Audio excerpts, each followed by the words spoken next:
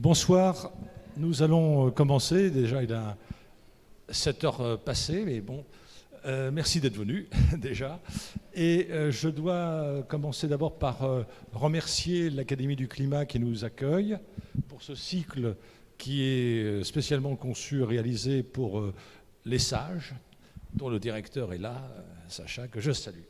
Et je vous indique tout de suite que la prochaine séance, qui sera la dernière du cycle, aura lieu le jeudi 2 juin à 19 h avec Gilles Clément, qui est un jardinier qu'on ne présente plus.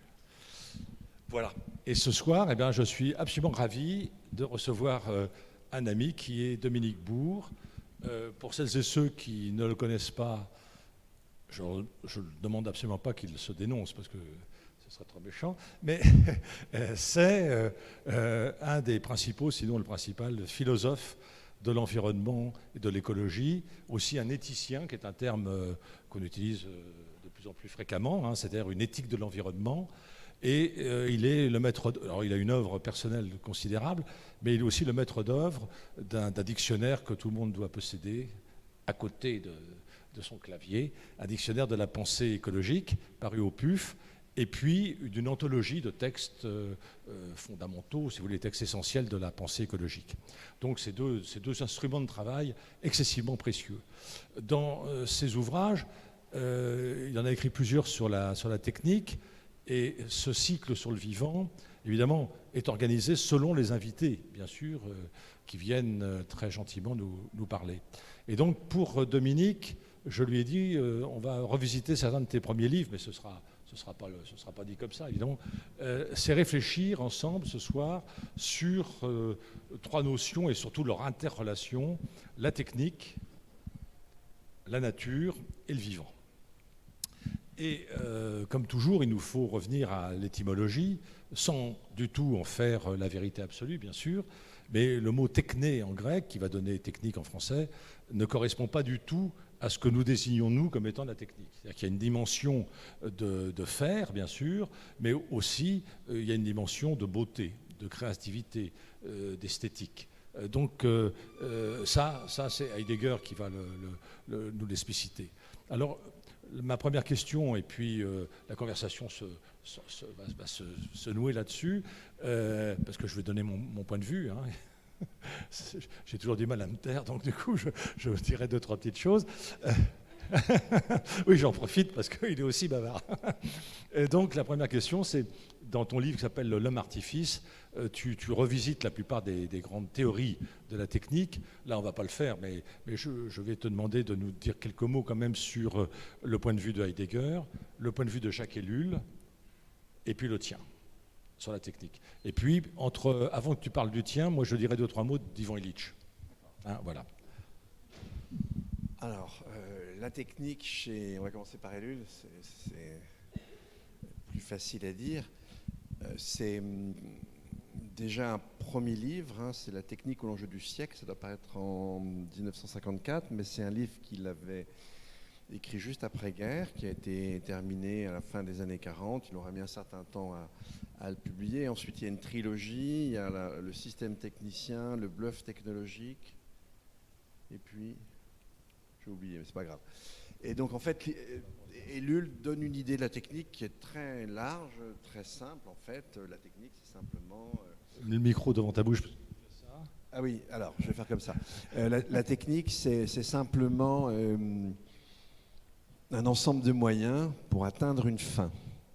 Alors justement, ce qu'il montre, c'est que cette définition-là, qui semble évidente, qui semble admise par tout le monde, en fait, elle ne fonctionne pas. Parce que très rapidement, la technique devient à elle-même sa propre fin. Parce que ce qui va il y a une espèce de fascination pour l'efficacité, et à partir du moment où on va rechercher l'efficacité dans tout domaine, on va finir par oublier les fins. L'efficacité, ça concerne quand même essentiellement les moyens. Et puis surtout ensuite, il montre que la technique constitue un système autonome. Si vous voulez faire fonctionner les automobiles, bien, il faut effectivement une industrie énergétique derrière, il faut des réseaux de transport, etc. Il faut une police, il faut des garagistes, etc. Et donc en fait, très vite, ça renvoie à l'ensemble du système d'une société. Et il conçoit un peu la technique comme une sorte de système qui serait en face des êtres humains, en face du corps social, qui finirait par imposer ses propres buts.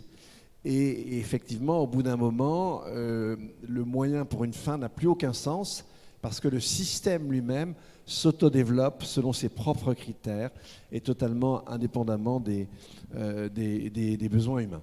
Donc ça, c'était la thèse que développait Ellul. Et puis derrière ça, il y a encore un autre aspect. Ellul est un protestant, il est très engagé sur un plan spirituel, et il voit aussi dans les techniques, de façon générale, un instrument de divertissement au sens pascalien. C'est-à-dire qu'en fait, les techniques qui nous aident vers toutes sortes de babioles, etc., elles nous éloignent de notre intériorité, elles nous éloignent de l'homme intérieur, de la relation à la transcendance, que sais-je. Et puis évidemment, elles nous éloignent aussi de la nature. Mais ça, j'y reviendrai, ça sera ma touche plus personnelle. Donc voilà pour Ellul. Donc c'est une pensée qui était très importante, qui a eu un succès gigantesque, notamment aux États-Unis, dans les années 50-60, parce qu'ils étaient sensibles à l'idée de système et au fait qu'on érodait l'intériorité de l'homme spirituel. Alors chez Heidegger, c'est encore toute autre chose. Le contexte général qui donne sens, c'est plus du tout un contexte sociologique, hein. C'est un contexte ontologique. Donc la technique chez Heidegger, elle n'est pas technique, hein, c'est sa grande phrase, elle n'est même pas humaine en fait, hein. La technique, c'est ce qui se développe, c'est ce qui passe au travers des êtres humains, mais ça renvoie plutôt, alors ne me demandez pas de définir, ça va être compliqué, ça renvoie plutôt à la question de l'être, mais en fait, là aussi, la technique, à un moment donné, à partir du moment où elle va se fonder sur la science moderne, à partir du moment où elle va se fonder sur la rationalité moderne, eh bien, on a une technique qui va essentiellement viser la puissance, qui va viser l'accumulation d'objets. Et effectivement, on l'a un peu interprété à un moment donné en un sens un petit peu écologique. Mais là, je préférais une autre métaphore pour mieux faire comprendre ce que c'est écologiquement, puis ça m'amènera à développer autre chose derrière. Eh bien, c'est une proposition de Wittgenstein dans les remarques, dans les Bemerkungen, où il dit finalement pourquoi et on va revenir au thème divin, je ne sais pas si ça vous branche, mais en tout cas, Wittgenstein dit la chose ainsi, pourquoi les hommes sont incapables de pouvoir encore penser Dieu, c'est parce qu'ils ont couvert le monde de cellophane. Alors le problème, c'est que ce n'est pas tout à fait la cellophane. Hein, on a couvert le monde d'artefacts extrêmement lourds. C'est-à-dire que tout ce qu'on charrie en une année pour ces artefacts, c'est beaucoup plus important que toutes les forces de l'érosion réunies. Et donc, effectivement, on a couvert la planète d'un réseau écrasant de techniques. En fait, on se suicide. Et comme on a perdu tout contact avec la nature, on ne se rend même pas compte qu'on se suicide. Non seulement on n'en s'en rend même pas compte, mais on en est fier. Et on tient absolument à continuer. Pensez simplement au fameux métaverse de Zuckerberg. Déjà, le type est d'une modestie absolument extraordinaire parce qu'il dit qu'il va refaire le monde. Le monde est mal foutu, ça, on pourrait peut-être lui concéder, mais le plus mal foutu dans le monde, c'est nous, hein. Le reste, rassurez-vous les amis, ça marche assez bien. Mais non. Et effectivement, dit-il, on va refaire le monde et on va refaire un monde bien supérieur qui sera un monde virtuel. Moi, je m'interroge. À 50 degrés sans rien à bouffer, ça devient difficile de supporter son casque pour le métaverse. Donc il y a une espèce de folie, si vous voulez, une espèce de folie humaine. Alors, on va essayer d'expliquer un petit peu autrement. Là, désolé, je vais développer un petit peu. Moi, j'ai une approche de la technique que j'avais déjà proposée dans ce premier livre, Le Martifice, qui est l'approche de la technique par l'exosomatisation. Bon, ça paraît... Qu'est-ce qu'il va nous raconter? Ça paraît complètement abscon. Non, vous allez voir, c'est très simple. En fait, la vie, toutes les espèces animales, elles se développent en détournant des éléments de leur environnement. Si vous êtes un oiseau, vous n'allez pas pouvoir reproduire si vous ne faites pas de nid. Un nid, c'est de l'exosomatisation. C'est-à-dire qu'on va construire une espèce de corps externe à son propre corps qui va être un élément déterminant pour l'affirmation de sa propre existence. Il n'y a pas une espèce animale qui, d'une manière ou d'une autre, ne recourt pas à l'exosomatisation. C'est vraiment un des traits du vivant. Mais ce trait-là, chez les êtres humains, les êtres humains sont, si vous voulez, sont comme les autres espèces, mais on fait en général les choses en pire. Et donc sur le plan de l'exosomatisation, alors là on est extrêmement bon. On a fait ça à la puissance 14 en pire. Et en fait, il y a deux registres, si vous voulez, d'exosomatisation. Ils sont très différents. Eh bien, effectivement, pour se développer à l'extérieur de soi-même, on va commencer par développer des outils qui sont comme des prolongements de notre corps. C'est le premier niveau d'exosomatisation. Si nous distingue les animaux, c'est que nous, avec des outils, on en fait d'autres. C'est pas tout à fait le cas dans le règne animal. Là, on reste dans l'outil. C'est-à-dire l'outil, c'est quand même un prolongement du corps. Et puis ensuite, on franchit un pas de plus dans l'extériorisation, c'est-à-dire on va réussir par les machines à, non plus on ne prolonge plus le corps, mais on extériorise complètement le corps et on réalise de façon artificielle nos gestes, mais on peut le faire avec plus de puissance, de façon beaucoup plus petite et de façon beaucoup plus rapide qu'on ne peut le faire avec un outil associé au corps. Donc on peut parler d'exosomatisation cinétique. Et ce qui caractérise vraiment les techniques humaines, eh bien, c'est justement le développement de cette exosomatisation cinétique. Mais là, je reviens à ma cellophane tout à l'heure qui se transforme en artefact extrêmement pesant. Ben là, vous avez la racine biologique et culturelle, c'est le bioculturel du fait qu'on écrase la nature de nos artefacts. Mais vous avez une autre forme d'exosomatisation qui est beaucoup plus difficile à comprendre et qui est peut-être encore beaucoup plus intéressante, c'est qu'on fait la même chose avec notre esprit. En fait, on développe les capacités de notre esprit en mettant à profit des éléments matériels de notre environnement. Là, je parle, et le jeu, c'est que je parle le plus longtemps possible pour que Thierry parle le moins longtemps possible. Donc, et comment je fais ? Je le fais en utilisant des phonèmes. Ce qui va permettre à c'est le vieux de Saussure qui nous raconte ça, ce qui va permettre à ma pensée de s'élaborer, c'est que par la matérialité des sons, je vais pouvoir créer des différences dans la pensée. Je vais pouvoir affiner, enrichir la pensée. Donc, la première exosomatisation, c'est le langage doublement articulé. Et effectivement, quand le langage doublement articulé apparaît, plus tard, c'est il y a à peu près 50 000 ans, au moment de l'Orinacien, c'est peut-être un peu plus tôt, mais en tout cas, c'est contemporain d'une explosion des techniques et de la différenciation des techniques selon les lieux. Donc, on appellera ça culturel, mais chez les oiseaux aussi. Ils font pas exactement, une espèce ne fait pas exactement de la même manière son nid d'une région à l'autre. Il y a aussi une forme de culture dans le monde animal, mais nous, c'est pareil, on l'a développé. Ok, puis après, je vais vous donner d'autres exemples d'exosomatisation. Imaginez un géomètre grec sans bâton et sans sable.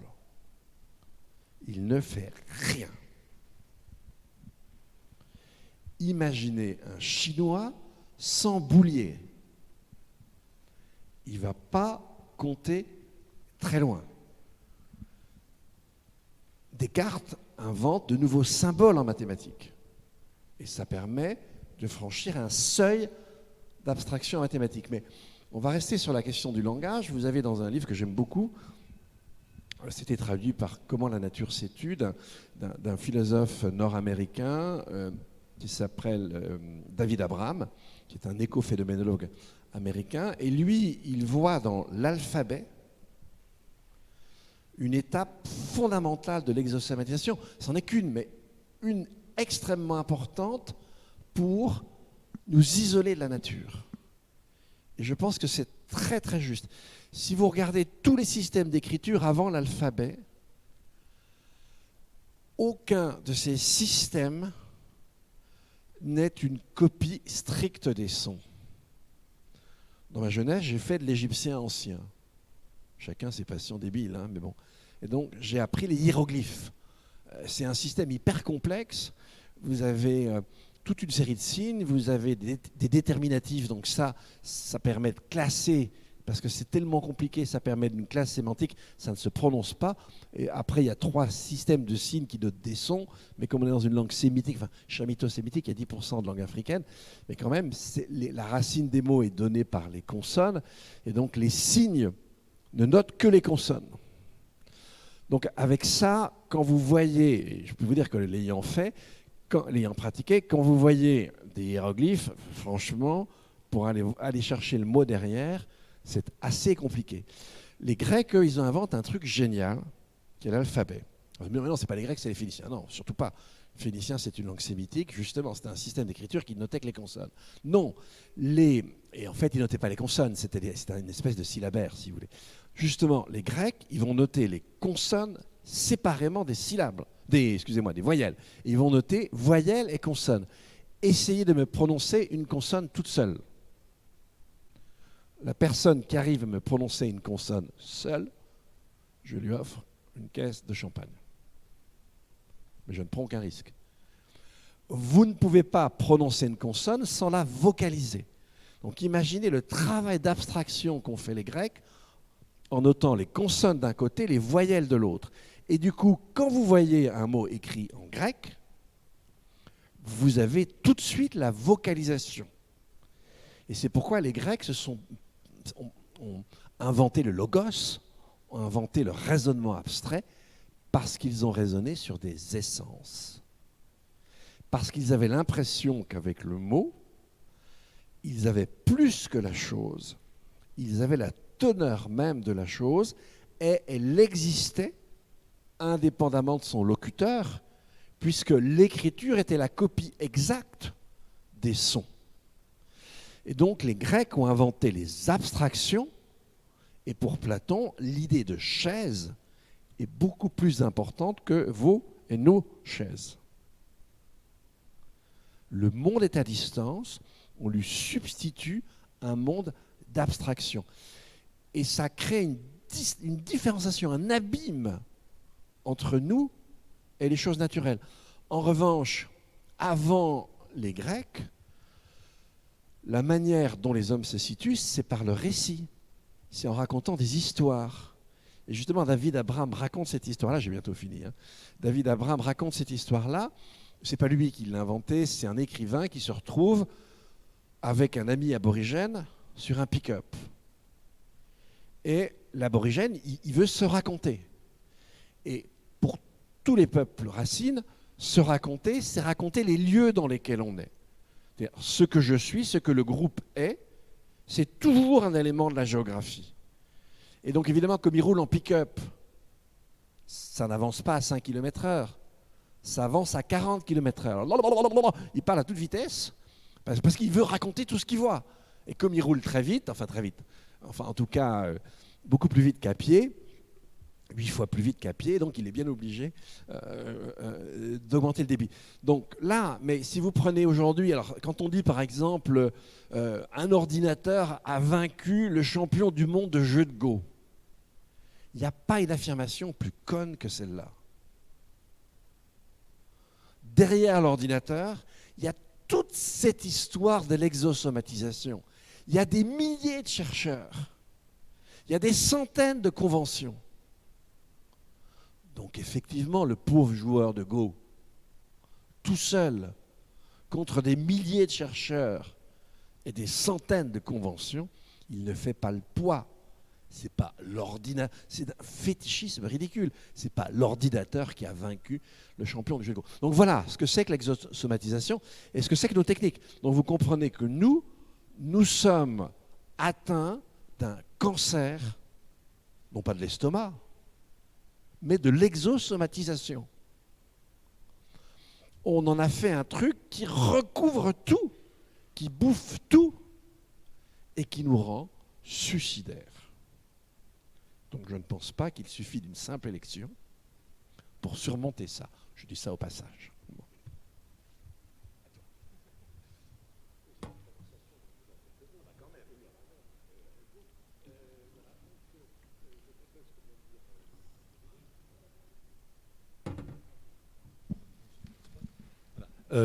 Donc, simplement, Dominique vous l'a dit, Jacques Ellul a écrit plusieurs livres, c'est pareil pour Heidegger. Donc, quand on dit la pensée d'un tel sur la technique, il faut penser que c'est une pensée pensante qui change d'année en année, et on ne peut pas comme ça simplifier les choses et dire, voilà, Heidegger pensait ça, et puis alors après dire il est méchant, il est bête et tout ça. Bon, non, il faut saisir une pensée dans son déploiement, et ce sont des théoriciens qui reviennent inlassablement sur leurs propres idées et ont une capacité assez impressionnante d'autocritique, alors avouée ou non, peu importe, et puis d'actualisation de leurs propres réflexions. Alors, je ne vais pas les reprendre, mais simplement quand tu parles des États-Unis qui ont fait un accueil remarquable à Jacques Ellul, c'est aussi parce qu'aux États-Unis, il y avait des gens comme Marcus, par exemple, qui réfléchissaient aussi sur l'essence de la technique. Et puis Lewis Mumford, évidemment, un vieux copain à moi. Et donc, ce qui est important, c'est de voir que celui qui a fait traduire l'enjeu de la technique en américain, c'est Aldous Huxley. Donc, vous voyez, un auteur de science-fiction qui a fait un livre magnifique, qui est Le meilleur des mondes. N'hésitez pas à le relire, c'est vraiment excessivement fort. Et c'est comme ça, par cette traduction-là, qu'un certain nombre de gens, comme Carl Mitcham, par exemple, et d'autres, se sont emparés de la question de la technique. Mais ce que Dominique a expliqué, et je le redis autrement, c'est qu'on ne peut pas réfléchir à la question de la technique en elle-même, parce qu'il vous a tout de suite montré que c'était lié à la fois à l'esprit, à la fois au langage, à la fois à la nature, etc. Et que tout est en interrelation. Donc c'est ça la grande difficulté, évidemment, pour nous, c'est de comprendre qu'il y a des... Alors ça, c'est Illich qui va nous l'expliquer plus clairement, peut-être, plus simplement. Il y a des outils. Alors chez Illich, chez Ivan Illich, l'outil, c'est aussi une institution. Une école est un outil, un hôpital est un outil, une autoroute est un outil, etc., etc. Un avion est un outil. Ce ne sont pas simplement des marteaux, des tournevis, des scies, ou des machines-outils. C'est l'ensemble de tout ça. Et il écrit un livre très important qui s'appelle « Réoutiller la société », qui est traduit en français sous le titre de « La convivialité ». Donc là, il faut bien comprendre que la convivialité, c'est une des dimensions de la pensée d'Ivan Illich, mais au départ, c'était comment il fallait déscolariser la société d'abord. C'est mal barré pour les sages, donc il faut que l'école soit transformée fondamentalement. Et puis quand on a fait ça, il faut absolument transformer l'hôpital, il faut même les fermer. Et puis ensuite, il faut réoutiller la société, c'est-à-dire redonner à la société des outils qu'il appelle conviviaux, et il entend par là des outils qui accroissent et garantissent l'autonomie de celui qui l'utilise, et qui ne va pas le subordonner à un système technique. Et Ivan Illich, que j'ai eu la chance inouïe de connaître et de rencontrer moult fois, expliquait, pas seulement à moi mais à d'autres, qu'il ne pensait pas de son vivant voir la fin de l'âge des outils et la montée en puissance de l'âge des systèmes. Et donc à un moment donné, il est interviewé à la radio de Toronto et il dit « Mes premiers livres, enfin tout ce que j'ai publié, sont d'un autre homme ». Il ne les renie pas, mais il dit c'est quelqu'un d'autre que moi qui les a écrits, parce que ça se passe, on ne doit plus réfléchir comme ça. On est pris maintenant dans quelque chose qui est un système et qui domine ceux-là même qui imaginent ce système. Donc on est tous joués par ce système. Donc ce n'est plus le déploiement de la technique pour elle-même, le mythe de l'apprenti sorcier, c'est encore beaucoup plus compliqué que cela, et encore plus, comment dirais-je, dans l'aliénation totale de ce qu'on essaye de faire. Ce qui fait qu'au soir de sa vie, Ivan Illich, quand on lui... Pour ça, du reste, il a perdu un peu de son aura à ce moment-là, c'est qu'il n'avait aucune proposition programmatique pour transformer la société. Il disait, ce n'est plus possible. Nous sommes dans des systèmes de systèmes, donc il n'y a qu'une seule chose qu'on peut faire, c'est cultiver l'amitié. Alors évidemment, pour beaucoup de gens qui voulaient présenter une liste électorale, ce n'était pas suffisant. On n'allait pas dire, bon ben voilà, on va essayer de s'aimer un peu mieux les uns des autres, bon, puis vivre chacun sa vie avec la plus grande frugalité possible. Non, non, pas du tout. Il fallait savoir comment dominer les multinationales qui seraient à l'origine de ces systèmes et puis qui dénatureraient la nature. Donc voilà, là on est dans quelque chose de vraiment de précis, et ton idée d'artefact est très important, on doit mesurer sans cesse les effets d'une technique. Si je prends un exemple que j'ai étudié longuement, qui est le gratte-ciel, le gratte-ciel est un outil technique qui, chaque année, l'ensemble des gratte-ciels, pas un, est chaque année responsable aux États-Unis, selon la société Audubon, qui est la société d'ornithologie la plus importante, de la mort de 600 à 800 millions d'oiseaux, chaque année, qui viennent se fracasser contre les parois vitrées des gratte-ciel. Et on ne parle même pas des gratte-ciel qui provoquent des tourbillons qui empêchent la nidification. C'est encore autre chose. Donc vous voyez que lorsque ça m'est arrivé de rencontrer un élu écologiste de la ville de Rennes qui me disait qu'il fallait absolument construire des gratte-ciel parce que ça évitait l'étalement urbain, quand j'ai mis la dimension du vivant dans la construction du gratte-ciel, il a haussé les épaules. Voilà. À toi. Ah oui, mais tu me poses une question ou pas? Oui, je vais poser une question, absolument. Parce qu'il nous faut réfléchir, évidemment, c'est ça qui est excessivement compliqué, je le dis pour tous les étudiants qui sont là, et pour tout le monde, il nous faut désoccidentaliser notre esprit. Tu nous l'as un peu indiqué en racontant l'histoire du langage et de l'écriture. Il y a un auteur, je ne sais pas ce que tu en penses, tu vas le dire tout de suite, qui s'appelle James Scott, qui a publié Homo Domesticus il y a quelques années, qui est un livre qui tous ceux qui l'ont lu étaient absolument sidérés, parce que tout ce qu'on avait appris jusqu'alors était remis en question. Je donnerai un exemple très simple. Il explique que c'est l'agriculture qui invente l'agriculteur. Pas comme beaucoup de gens le pensaient, moi le premier, alors moi qui travaille beaucoup sur les villes, comme vous le savez, j'avais toujours en tête qu'est-ce qui a provoqué l'existence des premières agglomérations urbaines. Et les archéologues m'expliquaient que c'était le surplus agricole. Donc il fallait qu'il y ait d'abord une agriculture pour qu'il y ait un surplus agricole, pour qu'il y ait des villes.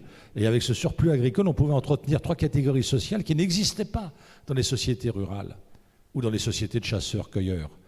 Les prêtres, les marchands et les guerriers. Alors là, tout d'un coup, je m'aperçois que c'est plus ça qui met en avant James Scott. Et lui, il dit, il faut vraiment être fou. Quand on est chasseur-cueilleur, on bosse, alors, évidemment tout ça est un peu curieux, je le dis en schématisant, pour se nourrir et nourrir sa famille, on travaille 2 heures par jour. Quand on est agriculteur, on est totalement prisonnier de sa terre et de son troupeau, 24 heures sur 24 et 365 jours sur 365 jours. Donc il dit, là, c'est un peu curieux. Être agriculteur, il ne faut pas être très malin. Il fallait rester comme auparavant. Et tu vois, s'il explique une chose que les historiens ont acceptée par la suite, c'est que bien souvent, on vous raconte l'histoire en disant, voilà, il y avait des nomades et puis ils se sédentarisent. Pas du tout. Il montre qu'il y a des sédentaires qui redeviennent nomades. Ça dépend des moments, ça dépend des lieux, ça dépend d'un certain nombre de circonstances. Donc tout ça nous oblige à toujours être dans des processus et non pas simplement dans une espèce de flèche du temps qui serait comme ça donnée. Et Ivan Illich, pour revenir à cet homme sur lequel je travaille en ce moment, qui me passionne, il insiste lourdement sur la question du langage. Parce qu'il s'aperçoit du langage, et de l'écriture et de la lecture. Là, nous sommes dans des sociétés dont parle Dominique, qui sont des sociétés orales. Donc il y a toute une culture orale. Il ne faut surtout pas dire littérature orale, puisque littérature, c'est précisément de l'écriture. Donc c'est une formule qui est idiote, évidemment. Ça, c'est Walter Ong qui nous l'explique très très bien. Donc il faut revenir, voyez, au sens des mots. Et le mot « mot », par exemple, en français, vient du latin « mou », qui est une onomatopée. Donc c'est bien le son. C'est ce que la cavité buccale permet d'exprimer, c'est un mot. Et l'ensemble de ces mots constitue une langue. la langue qui est là. Vous voyez, c'est tout simple finalement. Enfin, c'est tout simple. Et après, on entre évidemment dans la complexité, c'est-à-dire la grammaire. Et là aussi, la naissance de l'écriture, pour Homo domesticus, pour Scott, la naissance de l'écriture, ce n'est pas pour écrire des poèmes d'amour ou des lettres d'amour, pas du tout, c'est pour la comptabilité. Donc on est là dans quelque chose de tout à fait nouveau. On comprend qu'on invente une technique pour renforcer une autre technique, qui se traduisent, ces deux techniques et d'autres techniques qui vont avec, se traduisent par des hiérarchies et par du pouvoir. C'est ça qui est excessivement important à avoir en tête. Et penser la technique pour la technique, si on ne parle pas de la question du pouvoir, on ne comprend plus pourquoi il y aurait ceci plutôt que cela. Et Lewis Mumford, que tu as mentionné, j'en dis deux mots, puis après je te laisse poursuivre, évidemment. Lewis Mumford, donc 1895-1990, c'est un homme, bon, je ne vais pas raconter sa vie, ben, je sors un petit livre dans la collection de Dominique bientôt sur lui. Lewis Mumford a eu cette idée qui lui avait un peu été soufflée par son maître à penser à un moment donné, qui était Patrick Guedes, que la révolution industrielle, ce n'était pas la machine à vapeur, mais c'était l'horloge mécanique. Et tout un coup, tous les trucs même que j'enseignais tombaient. Parce que si ce n'était pas le point de départ, la machine à vapeur, la révolution industrielle, et lui-même était contre cette notion, mais il parlait plutôt d'industrialisation, puis ensuite de productivisme, naissait au XIVe siècle, pas au XVIIIe. Et ce décalage-là nous fait réécrire totalement l'histoire des techniques. Qu'en penses-tu? C'est pour faire une conversation. Oui, parce que l'horloge, et d'ailleurs elle est rendue possible par le monastère, et le monastère, c'est Max Weber qui disait ça, c'est la première société totalement rationnelle et totalement technique au sens d'Ellul, c'est-à-dire que toute l'organisation de la vie du monastère est fixée sur une seule fin, qui est le salut des moines. Et donc, c'est une hyper-rationalité, c'est-à-dire qu'il n'y a pas un moment dans la vie du moine qui ne soit pas un moyen pour atteindre le salut. Et donc, on a une première société totalement rationnelle. Et effectivement, cette rationalité-là est associée à un découpage du temps, qui est très important.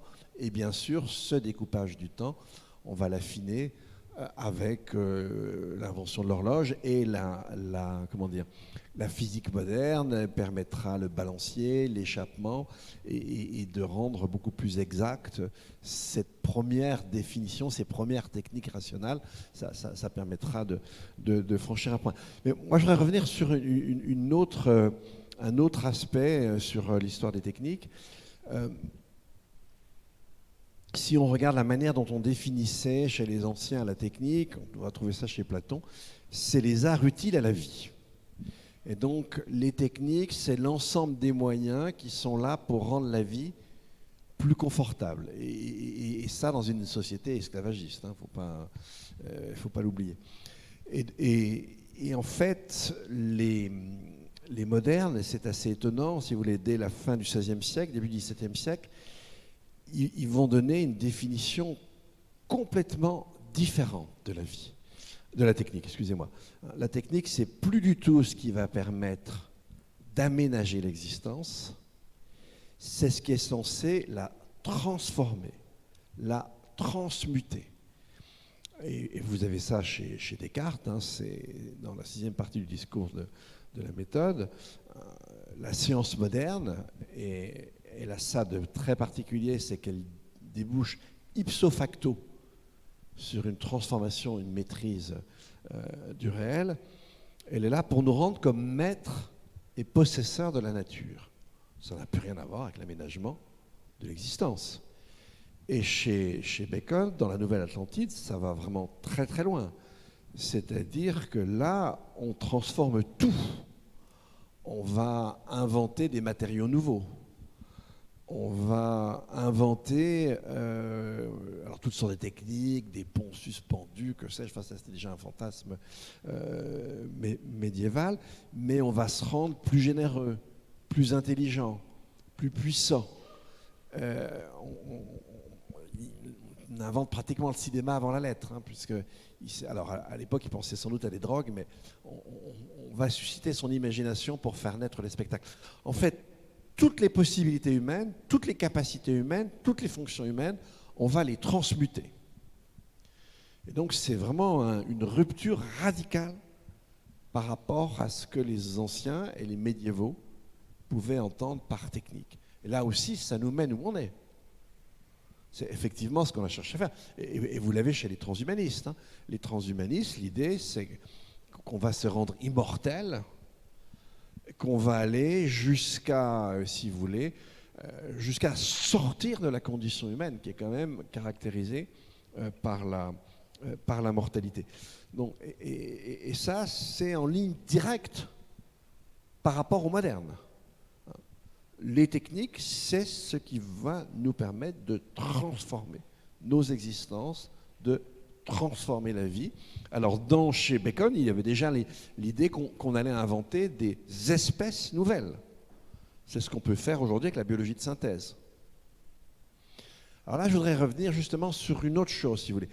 Je voudrais essayer de vous montrer les raisons, alors je vais être un peu long, hein, je suis désolé, les raisons de l'échec de ce rêve-là. Et ce rêve-là, vous l'avez, je vais m'appuyer sur un travail que j'ai fait avec un matheux, hein, je n'aurais pas été capable de le faire tout seul, ça sera prochainement publié au 1er juin par les PUF, dans un livre sur les sciences, mais justement, c'est le grand mathématicien de la première moitié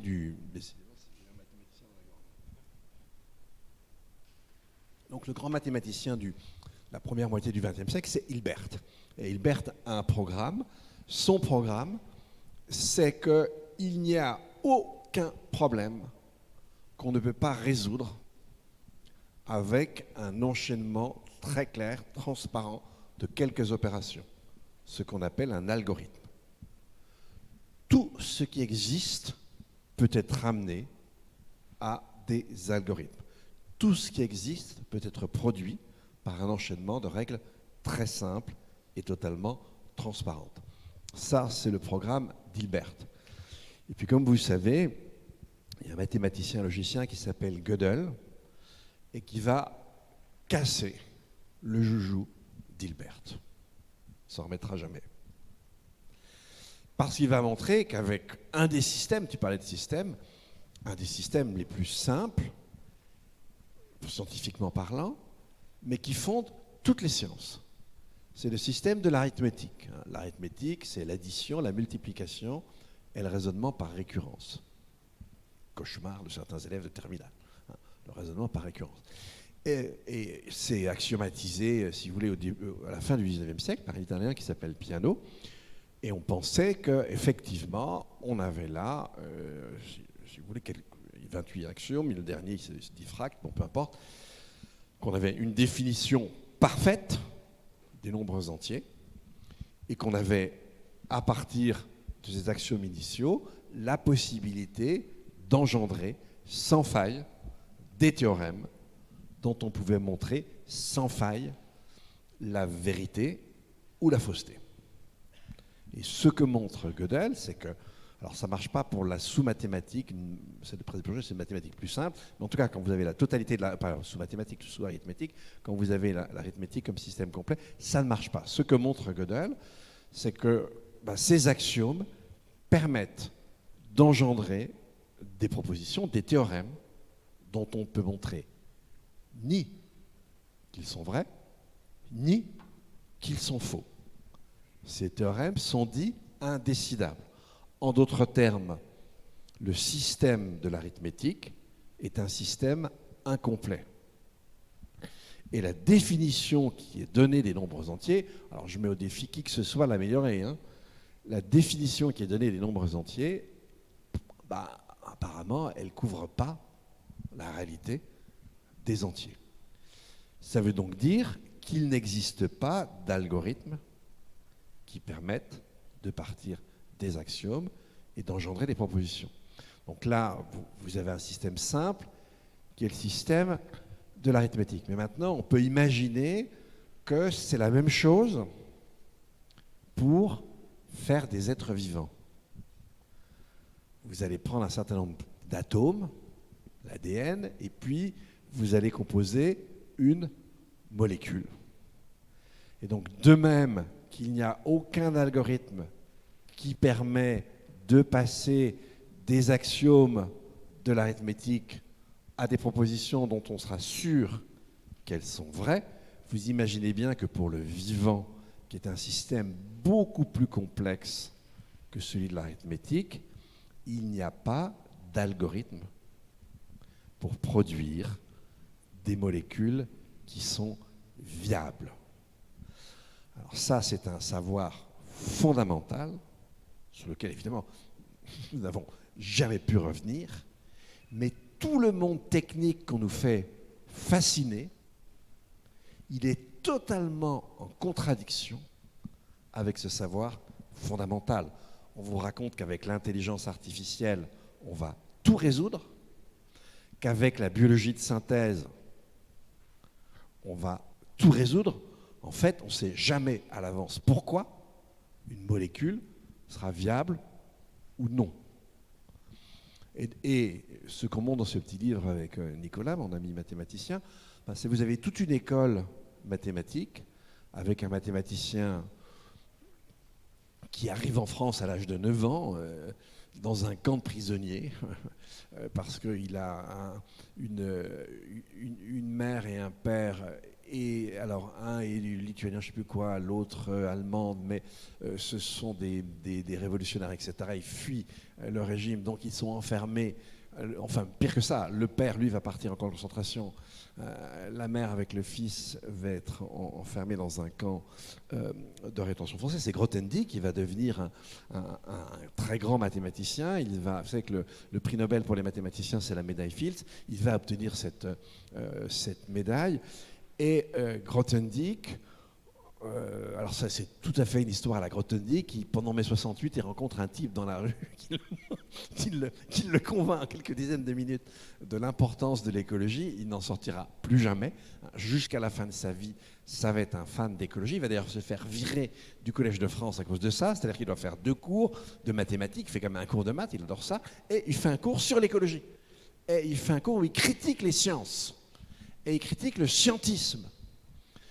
Et Grothendieck adhère à un mouvement qu'il n'a pas fondé lui-même, qui est fondé par des jeunes mathématiciens et canadiens et américains, qui s'appelle au début Survivre. Ça finira par s'appeler Survivre et Vivre, c'est un peu plus sympathique que Survivre tout seul.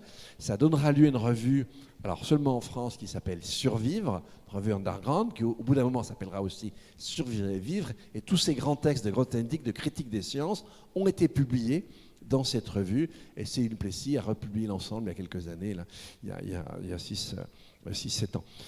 Et donc, il n'est pas tout seul, il va être avec d'autres grands mathématiciens, Chevalet, Pierre Samuel, etc. Ils vont créer une école de mathématiciens à fond écolo et férocement critiques de la science, de leur époque, avec, si vous voulez, cette intuition, c'est que comme nos connaissances sont partielles, tout en étant puissantes, et comme ces connaissances partielles mais puissantes sont manipulées par une civilisation extrêmement arrogante, et vous en avez encore la preuve avec Zuckerberg qui vous dit « je vais faire un univers beaucoup plus intéressant que l'univers réel », il faut quand même être d'une prétention quand même assez exceptionnelle. Et donc on ira forcément dans le mur. Et si vous regardez bien, effectivement, la nature ne sait pas que faire de nos artefacts. Soit ça débouche sur des macromolécules de synthèse qui s'accumulent soit dans les graisses animales, soit dans les milieux, soit ce qu'on sait faire, c'est amplifier des flux à telle enseigne qu'on pète les stocks. Et vous connaissez tous le référentiel des 9 limites planétaires.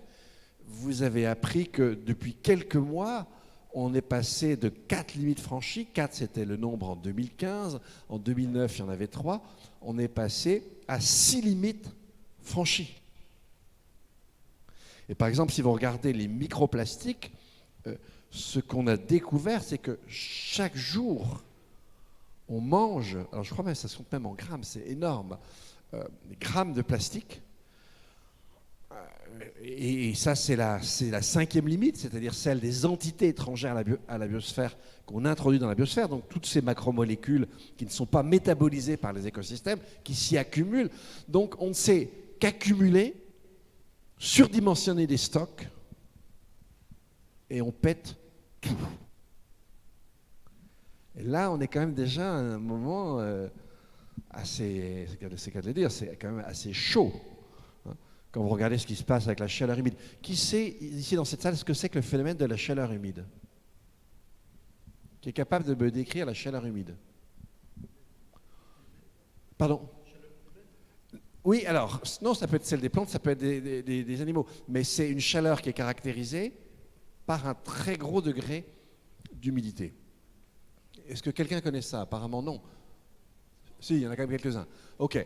Alors, je vous décris ça très, très, très rapidement, mais en fait, en tant que corporellement, nous sommes des espèces de machines thermodynamiques, et donc, en tant que mammifère, on a une température interne de 37 degrés. À 38, on ne se sent pas bien. À 39, on est obligé d'aller au lit. Et quand on commence à dépasser les 40 pour s'approcher des 41, là, c'est le nirvana. Hein. On ne va pas tarder à savoir si Dieu existe. Donc, là, on est obligé de maintenir notre température intérieure. Et comment on maintient, comment on régule notre température intérieure? Vous le savez, on la régule par la transpiration, comme les végétaux. Et donc, et si évidemment vous avez une température ambiante de 35 degrés, même déjà 28, c'est le seuil à partir duquel ça devient mauvais. Je vais prendre 35 degrés, mais si vous avez un degré d'humidité de l'air ambiant de 80%, ben vous n'avez plus que 20% pour vous réguler, pour évacuer la chaleur de votre corps par l'évaporation de votre transpiration. Donc c'est très difficile. Et là, ça veut dire que vous passerez quelques heures dehors et moins si vous devez travailler. Mais si je monte le paramètre humidité et si je monte le paramètre chaleur, et pensez à ce qui est en train de se passer en Inde, la mousson arrive, Inde, Pakistan, avec des températures très élevées. Là, si on monte très haut, vous pouvez mourir rapidement si vous n'avez pas un refuge, soit plus frais, soit plus sec. Sachez que ce phénomène de la chaleur humide, on l'a identifié. Moi, le premier article que j'ai lu, c'est un article de 2014. L'article qui fait autorité, c'est un article de 2017. Et évidemment, dans le 6e rapport du GIEC, volume 2, donc celui sur la vulnérabilité des sociétés et des écosystèmes, la chaleur humide a une place vraiment importante. Mais ça va, et c'est beaucoup plus fort que ce qu'on croit. On pensait que ce serait la seconde moitié du siècle. Non, c'est maintenant, la chaleur humide. Et si vous voulez, là, on est à 1,2 degré. On sait qu'on a une chance sur 2 d'avoir déjà des années, parce que la moyenne sur le long cours, c'est hyper compliqué. Il vaut mieux se caler sur la moyenne à l'année. On a déjà eu des années supérieures à 1,2. Là, 2016, c'était presque 1,3. Et on aura des années qui vont atteindre, voire dépasser. On a une chance sur 2 d'ici à 2026 qu'on ait des années à 1,5. Dans la décennie 2040, on aura des années à plus 2. Je ne vous dis pas l'extension de la chaleur humide. Donc on est vraiment une espèce, on se prend pour des cadors. En fait, l'espèce humaine, dans sa variété occidentale, c'est Rantanplan. C'est l'espèce la plus conne de la création. Celle qui détruit dans la joie, l'obstination et la prétention sa niche écologique. On pourrait faire mieux. À telle enseigne que moi je suis devenu marcionite. Je ne sais pas si vous savez ce que ça veut dire, mais je vais vous expliquer ça très rapidement. Marcion, quelques siècles après Jésus-Christ, l'Église en a fait un hérétique, mais c'est quelqu'un qui se dit, ce monde est tellement bizarre, surtout nous, que franchement, si un Dieu nous a créés, pour avoir créé une créature comme nous, il est forcément minable. Il y en a peut-être un bon derrière, mais ce n'est pas lui qui nous a créés, il se fout de nous. Nous, on est directement branchés sur le mauvais. Par des fois, dans mes soirées de cauchemar, je deviens martiolite. Je poursuis un peu, je réagis à ce que tu viens de dire. Donc ça quand même, Dominique vient de nous expliquer qu'une technique dépend d'une culture. La même technique n'a pas les mêmes usages ici ou là. Le meilleur exemple, évidemment, nous est donné par un auteur insuffisamment traduit en français, qui est Joseph Needham, qui a beaucoup travaillé sur la technique en Chine ancienne, et qui, et pas seulement ancienne, et qui démontrait que le papier, que la poudre à canon, enfin la poudre, tout ça a été inventé par les Chinois, mais pas pour les usages que nous, occidentaux, on va leur attribuer. Donc ça, c'est un point très important, c'est qu'une technique dépend d'une culture. Ça, c'est quelque chose de décisif, parce que sinon, on ne peut pas réécrire cette histoire que Dominique vient de tracer à grands traits, en précisant que pour les Grecs anciens, évidemment, nous sommes dans une société esclavagiste. Ça, c'est toujours difficile, moi qui travaille sur la ville, de faire comprendre à mes interlocuteurs que Athènes, c'est 40 à 50% d'esclaves. Au moins. Au moins, c'est quelque chose de considérable. Et évidemment, on ne peut pas comprendre la scolée grecque, c'est-à-dire le loisir, c'est-à-dire le temps pour rien d'autre que la connaissance de soi et d'autrui, la scolée, qui va donner malheureusement école, schule, school, etc., où là on ne s'occupe pas du tout de la connaissance de soi et d'autrui, mais c'est autre chose. Et donc il nous faut sans cesse réinterpréter les histoires qu'on est en train de se raconter. C'est pour ça que moi je suis à la suite de l'univers pour saisir, il faut toujours saisir de la géohistoire de quelque chose. C'est décisif. C'est le cours que je fais à l'ESSAGE. Il faut toujours inscrire des temporalités dans une géographie et savoir et comprendre pourquoi quelque chose arrive là et prend ou ne prend pas, ou provoque parfois des résistances, ou provoque des systèmes hybrides, des créolisations. Ça, c'est excessivement important. Et donc d'une certaine manière, vous voyez, ce n'est pas la technique en elle-même qui serait néfaste, c'est la manière dont la culture produit cette technique et la diffuse d'une certaine manière. Alors, dans ce qu'a dit Dominique et qui est passionnant, c'est que il y a des données qu'il nous faut impérativement prendre en considération et qu'on a bien souvent sous-estimées parce qu'on croit que ça ne concerne pas notre propre métier. Bon, là, la plupart d'entre eux, je ne parle pas des étudiants de l'ESSAGE, évidemment c'est le jardin, c'est le parc, c'est la nature reconstituée, artificialisée, etc. Mais on ne peut pas réfléchir. Vous ne pouvez pas réfléchir à ce que vous allez planter sans réfléchir à l'augmentation de la température dans les quelques années et même dans l'année même qui passe. Parce qu'il en va de la question de la consommation d'eau, par exemple. Et l'eau, on le sait, la quantité d'eau sur Terre ne bouge pas. On peut la rendre potable, on peut dessaler, mais c'est tout. Mais quantitativement, on a la même quantité d'eau. Et là, je viens de publier un petit essai sur les bidonvilles, où je donne des informations sur ce qui nous semble tout à fait normal, et même, on est même étonné que ça n'existe pas encore partout, c'est l'installation de latrines, de toilettes. Mais il y a un plan en Inde de 650 millions de latrines qui vont être construites maintenant. C'est 650 millions de fois 7 chasses d'eau par jour, et chaque chasse d'eau, c'est 7 litres d'eau. Donc vous voyez, donc ça fait une quantité d'eau absolument énorme qu'il va falloir nettoyer, parce que c'est ça, on va la salir cette eau, donc il faudra pour la réutiliser autrement.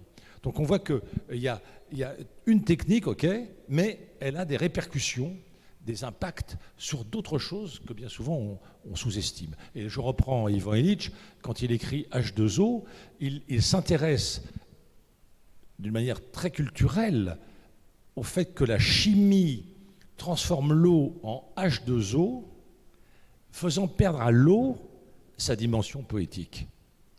Et l'être humain, il ne vit pas que de pourcentage, il vit aussi de poétique.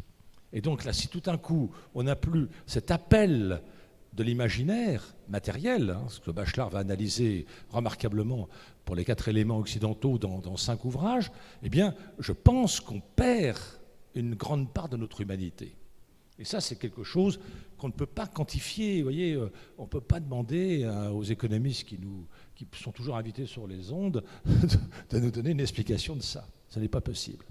Donc, pour moi, c'est considérablement essentiel d'être toujours attentif à resituer quelque chose dans son contexte, ça semble évident, mais ensuite à en faire l'histoire, et qui est toujours une géohistoire. Ça, c'est quelque chose de très important. Et donc, ce rapport à la température, on commence à l'imaginer. Ce qui se passe en Inde en ce moment est évidemment terrible, mais on le savait sur les chantiers de Dubaï, sur les chantiers du Qatar, on le savait quand il y avait 1 mort ou 2 par jour.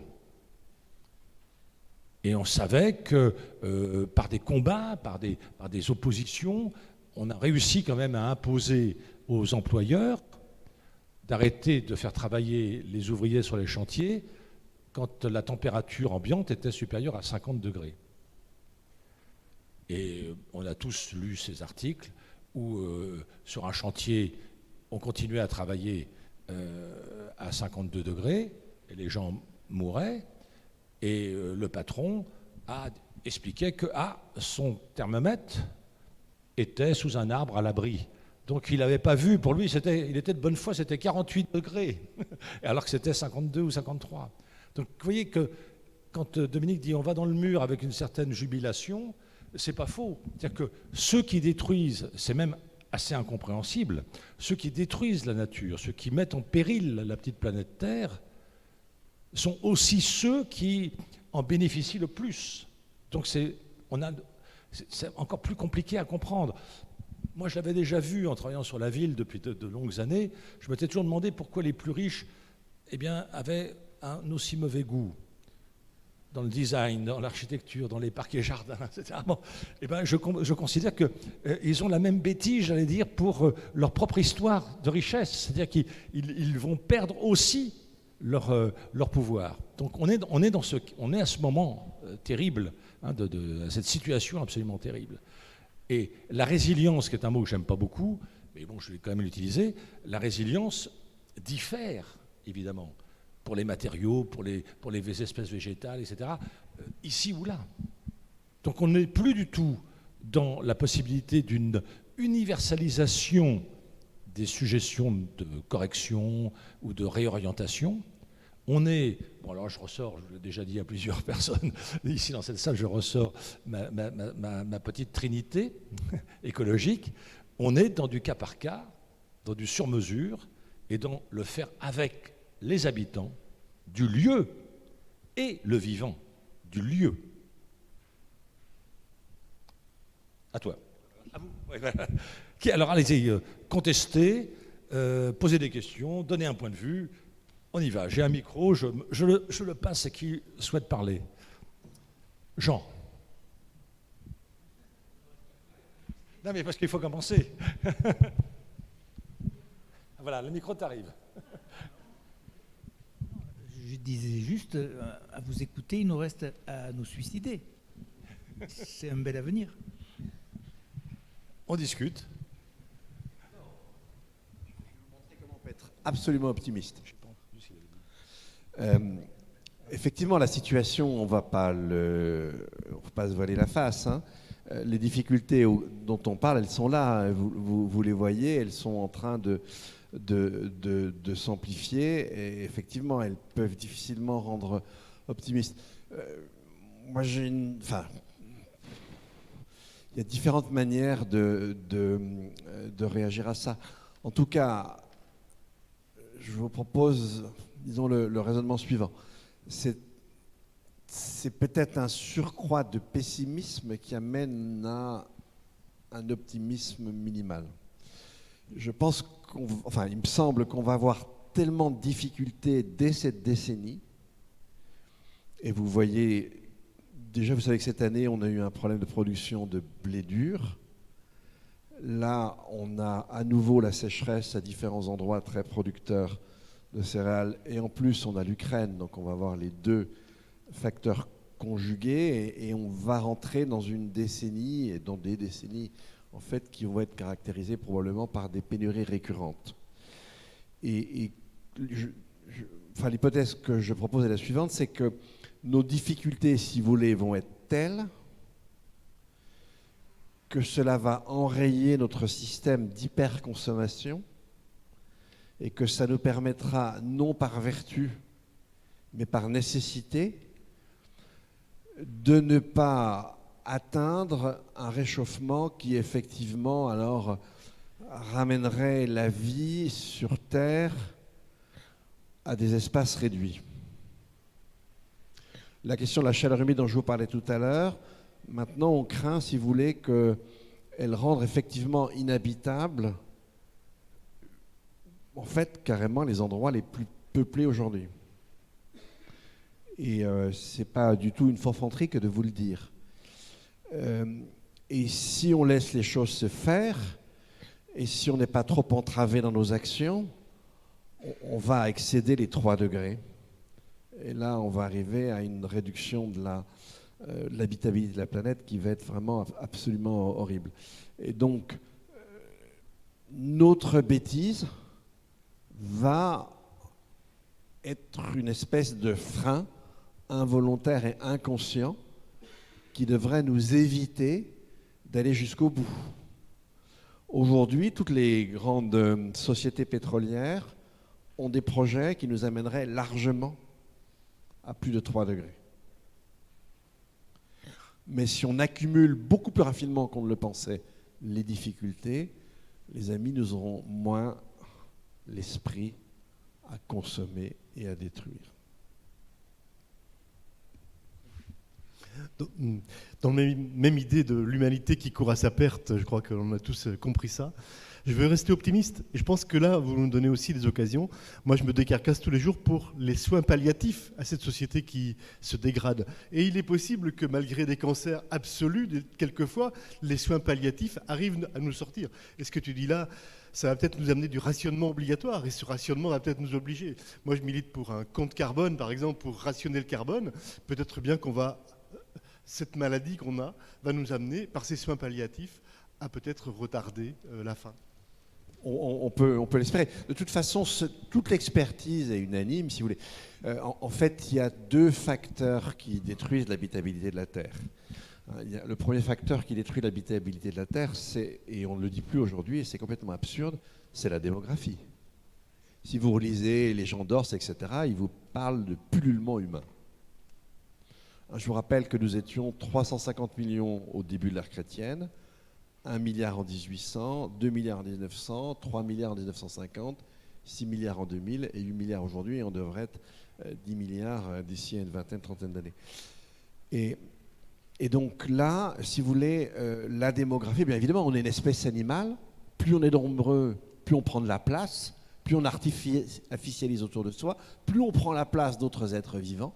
Et en fait, sur ce plan-là, c'est assez égalitaire. C'est-à-dire que vous soyez riche ou vous soyez pauvre, si vous êtes pauvre, vous risquez d'avoir moins de 2000 calories par jour. Vous n'aurez pas beaucoup moins, sinon vous n'allez pas survivre. Si vous vous goinfrez, vous arriverez peut-être à 3000, 3500, mais si vous allez bien au-delà, vous allez finir par crever assez rapidement de différentes maladies. Donc en fait, si vous voulez, du coup, on a tous à peu près besoin de la même surface pour régénérer notre air, notre eau et produire notre alimentation.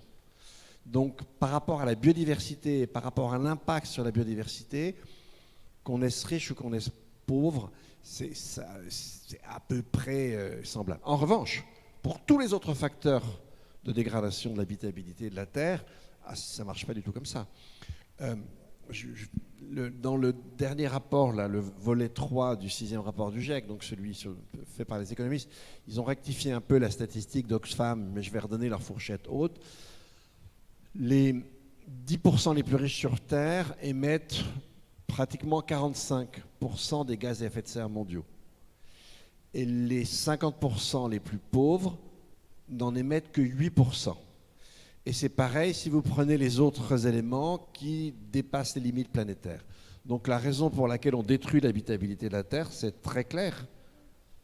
C'est nos flux d'énergie et nos flux de matière. Plus vous êtes riche, plus vous rendez possible des flux élevés. Vous allez accéder à plus d'objets, plus d'infrastructures, vous déplacez beaucoup plus, etc. Et donc vous aurez un impact sur la planète beaucoup plus gros. Alors là, on peut aller carrément de 1 à 2000 en termes de responsabilité. Donc non, l'expertise est unanime, mais si vous voulez s'en sortir, alors moins nombreux, ça se fait tout seul. Vous regardez certains pays, je ne sais pas moi, l'Iran, puis du Maghreb, en 20 ans, ils sont passés d'un taux de fécondité de 6 enfants par femme à un taux de fécondité de 2, donc inférieur au niveau de reproduction, qui est au moins de 2. Donc ça se fait tout seul. Si ce n'est qu'on aura encore une montée jusqu'au mi-temps du siècle. En revanche, le reste, non, ça ne se fait pas tout seul. Et ceux qui consomment, en général, ils y tiennent beaucoup. On ne va pas facilement les faire déconsommer, mais c'est la seule solution qu'on ait. Alors, compter sur la vertu humaine, c'est assez délicat. Compter sur les programmes politiques, non, parce qu'il y a des raisons internes qui font qu'on va faire un balancier des consommations. En plus, je suis vraiment désolé, mais les Français qui sont dans la mouise, ils font partie des 800 millions les plus riches sur Terre. Peu de choses près. Et donc, si on fait un transfert de consommation chez nous, en termes d'impact global, ça ne changera rien. On fera de la croissance verte. Donc, oui, c'est probablement nos difficultés, par quelques providences, qui pourraient nous sauver. Et ça nous donnerait un certain courage à avoir des propositions, comme celles que vous proposez, qui nous permettraient d'encadrer ce qui se passe et de faire qu'on ne le subisse pas, mais qu'on en fasse le moyen pour atteindre une autre société, une société assez différente de la nôtre. Voilà une réponse qu'on peut faire, si vous voulez, au jeu entre pessimisme et optimisme. Oui, dans la question de la technique, il y a, il me semble, un lien, en tout cas dans la représentation populaire de ça, qui est celui avec la notion de progrès. Et je pense qu'il y a, ça va aussi avec la notion d'anthropocentrisme, dans le sens où tant que le progrès, l'idée de progrès dans une société qui lie progrès et technique, elle est pensée et centrée autour de l'homme, ça pose un problème par rapport aux enjeux écologiques de biodiversité et autres. Et du coup, par rapport à ce qui est aujourd'hui la pensée, notamment la pensée philosophique, est-ce que le fait que la question tourne toujours autour de l'homme, c'est pas finalement quelque chose qui est problématique en soi pour aussi se projeter et justement aller vers quelque chose qui serait plus construire des imaginaires qui peuvent aussi porter des changements? Si, bien sûr. Alors, je vais vous répondre de deux manières. Déjà, je vais revenir à la question de l'anthropocentrisme, qui est une question très importante. Mais juste avant, je vais revenir sur les techniques, parce qu'on n'a pas développé cet aspect-là tout à l'heure. En fait, nos progrès à nous, ils ont eu pour moteur ce qu'on appelle les gains de productivité. Et en fait, le progrès technique, en termes de ressources, ça permet deux choses. Soit justement les fameux gains de productivité, c'est-à-dire que je vais produire un bien ou un service avec moins de ressources. Et comme vous le savez, c'est ce qu'on appelle l'effet rebond. C'est-à-dire, et c'est ce qu'avait compris Gibbons au milieu du 19e siècle, avec le charbon. C'est-à-dire que plus j'économise une ressource, plus je vais la dépenser et la gaspiller. Parce que plus l'accès aux biens, aux services que je propose baisse, plus on peut consommer en intensité et plus le nombre de consommateurs peut croître. Donc tous nos gains de productivité ont toujours débouché en fait sur des flux de matière et des flux d'énergie qui sont croissants. Et si je prends l'autre possibilité, c'est l'autre aspect du progrès technique, qui n'est pas les gains de productivité, c'est répondre par un artefact à un besoin qu'on satisfaisait de façon naturelle. C'est-à-dire, en fait, c'est donc une occasion de dépenser de la matière et de l'énergie supplémentaires. Donc, tout le progrès technique débouchera toujours sur des flux de matière et des flux d'énergie qui croissent. Sauf à le réorienter complètement différemment. Vous prenez par exemple quelque chose comme la permaculture, c'est plus qu'une technique, mais c'est aussi une technique. Et là, on change par rapport à l'agriculture, aux agrosystèmes classiques de monoculture, on change complètement le référentiel. Et donc on pourrait très bien aussi, c'est ce qu'on appelle les low-tech, par exemple, pour certaines autres techniques, chercher à changer le référentiel. Donc voilà, ça c'est déjà la réponse pour le progrès technique. Maintenant, par rapport à la question de l'anthropocentrisme, oui, c'est vraiment fondamental. Je vous donne un exemple. Là, ça va se faire du côté de Genève, et ça s'est fait déjà dans la Drôme. On a fait une expertise croisée, c'est l'association de Chenduka avec Éric Julien. On a fait une expertise croisée entre nos scientifiques à nous sur un territoire donné, en Drôme, et puis des chamans Kogi. Et alors là, nos scientifiques, ils ont été complètement éberlués. Parce que les Kogi, ils repèrent des trucs. Si vous voulez, nous, il faut des appareils très sophistiqués. Eux, ils les repèrent tout de suite. Mais si vous voulez, je vous donne des exemples comme ça. Mais là, je vais vous en donner un autre qui est complètement différent. À un moment donné, les Kogi voient un point de captage d'eau. Et évidemment, le point de captage d'eau, il est grillagé. Et les Kogi demandent donc aux indigènes, nous, pourquoi vous foutez du grillage autour de votre captage d'eau? Et l'indigène occidental répond, c'est pas pour que les bêtes ne souillent pas l'eau qu'on va boire. Et les Kogi disent, mais vous êtes vraiment dégueulasse.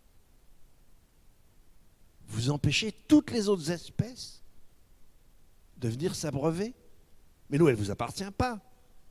Elle appartient aux vivants. Comment vous faites pour vous comporter comme ça? Donc ça, c'est un exemple type d'anthropocentrisme. Il y a l'être humain et je flingue tous les autres. Je vais vous donner un simple chiffre. Vous prenez la biomasse, pour notre ami Armel. Vous prenez la biomasse des vertébrés. La biomasse des vertébrés, c'est 1/3 les bipèdes humains, 2/3 leurs animaux domestiques. Il reste juste 3% pour les vertébrés sauvages. On a tout flingué. On est une espèce monstrueuse.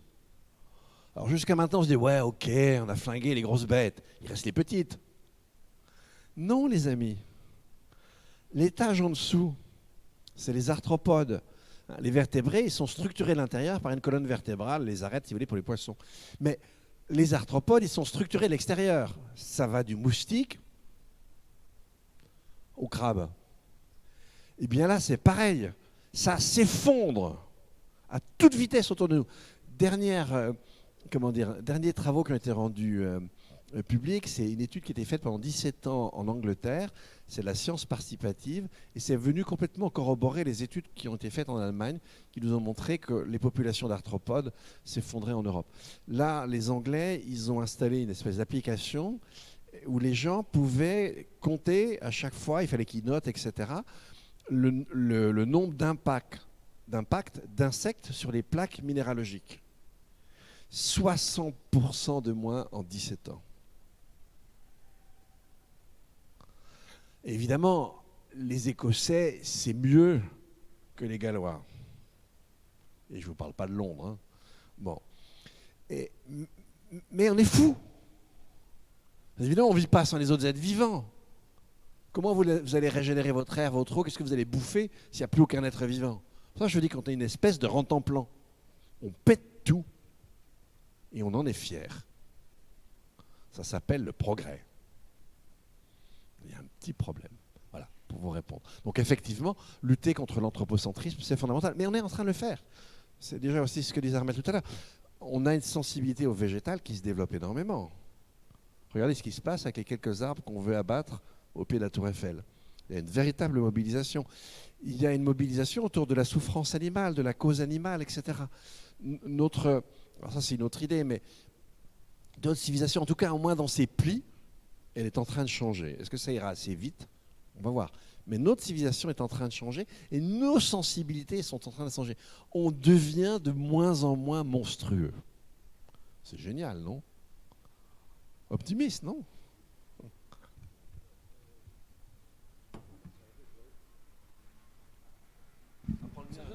C'est bon, j'ai retrouvé le bouton.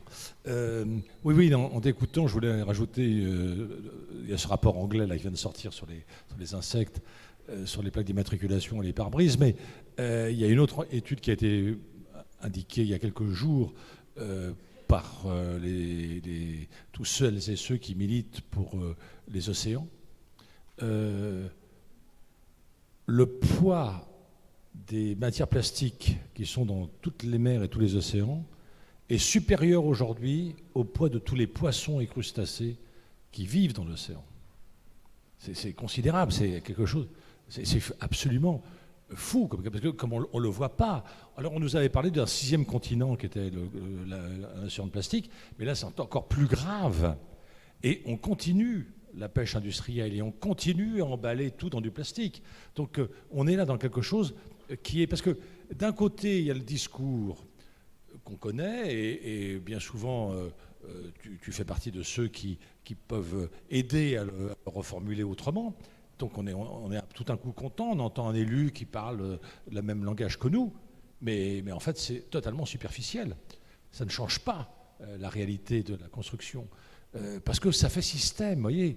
Donc moi je pense qu'on a, et tu viens de conclure là-dessus, et ce sera peut-être un des éléments de la conclusion générale, c'est qu'on n'a pas eu le temps de le faire, comme je l'espérais. On a parlé de la technique, on a parlé de la nature, mais on n'a pas reconstitué cette géohistoire du sentiment de la nature. Parce que d'une culture à une autre, c'est totalement différent.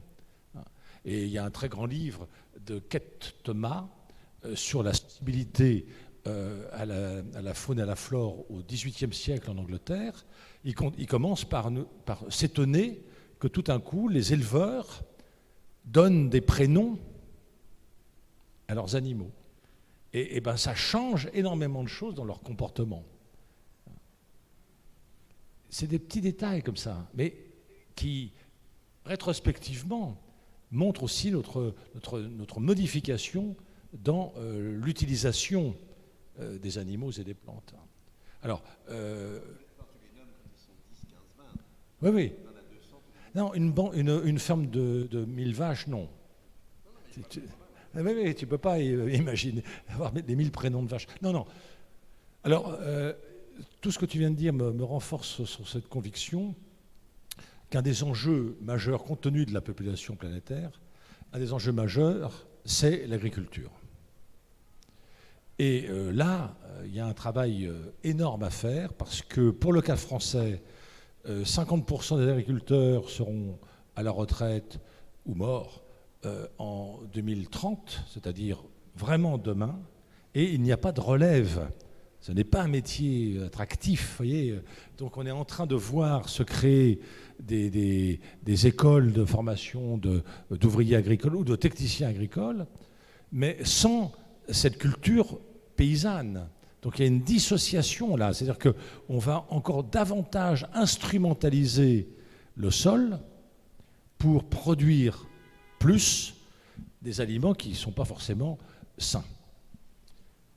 Alors, tu as prononcé le mot de permaculture, moi je dirais plus généralement agroécologie. L'agroécologie, elle doit être multiple parce que ce ne sera pas la même qu'on appliquera ici et là.